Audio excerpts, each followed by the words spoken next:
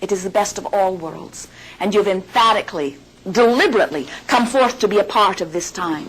I wanted to touch on that and go back to the beginning of her question.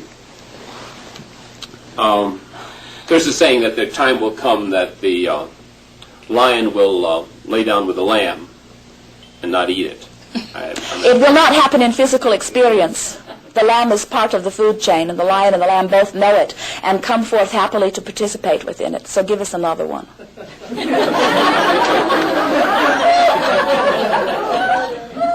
And so let's talk about violence for just a minute.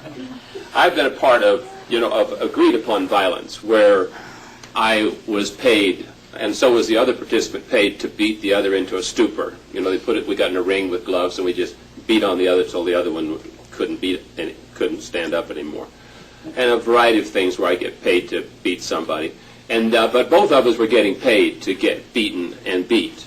And I understand that violence, and I understand why I don't do it anymore, too. But however, a lot of people consciously continue to do that and do very well financially with it, and as far as I know, and so on.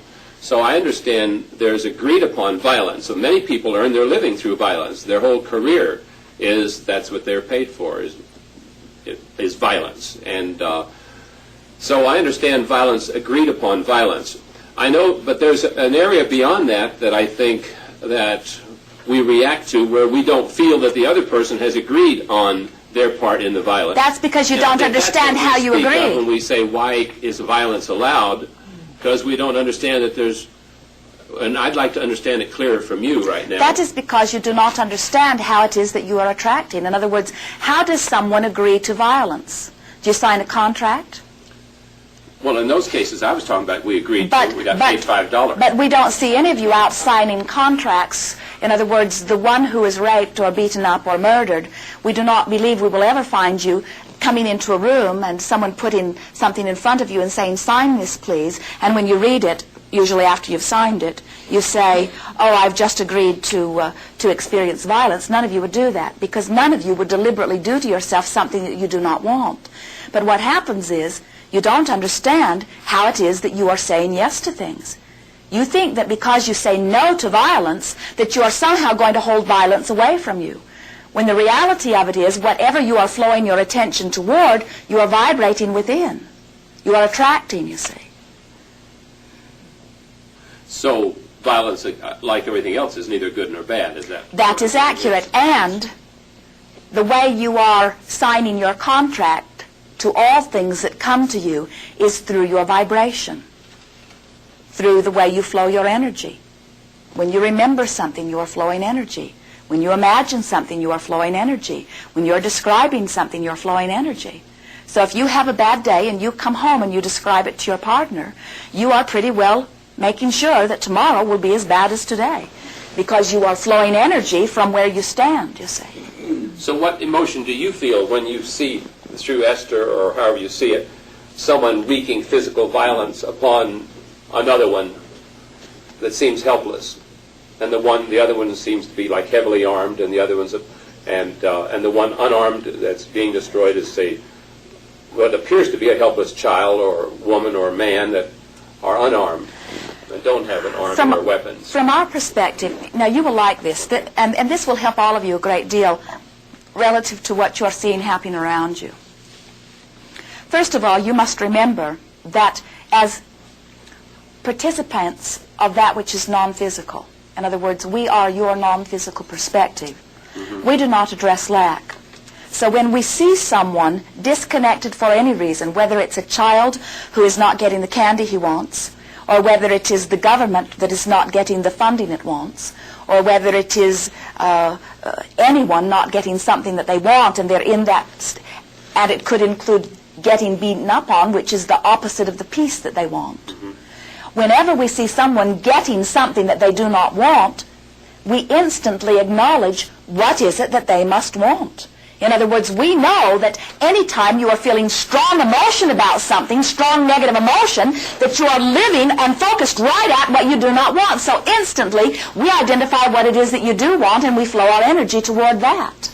But we cannot assert into your experience. We cannot make your world a better place. You see, non-physical energy is streaming into your time and place. You are sustained. It is interesting. As we watch you, when you wake up in the morning and the sun is in the sky right there where it is supposed to be, that one positive aspect affects more of you in more ways than you will ever be able to express, and yet we never hear it on the morning news. They do not say, good news, folks, the sun is in the sky right where it is supposed to be. Good news, folks, the oxygen content of your planet is just as you are wanting it to be. Good news, folks, the water of your planet is in the perfect percentage that it has always been. Instead, your news and most of you focus upon something that you do not want and start flowing your energy pushing against that, so you manage to disconnect from the source that is keeping your sun in the sky. And so what we are wanting you to hear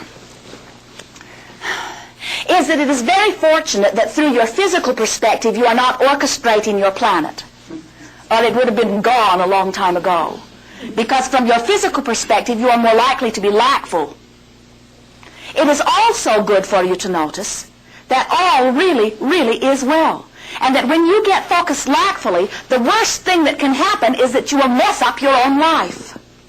And through the power of your influence, you may become a statistic that will cause others to focus lackfully. In other words, you can influence lackful thinking, but it is always by their free will of attention that they choose to vibrate out of sync with well-being. And the nice thing is that every time you do it, you know it when it is happening.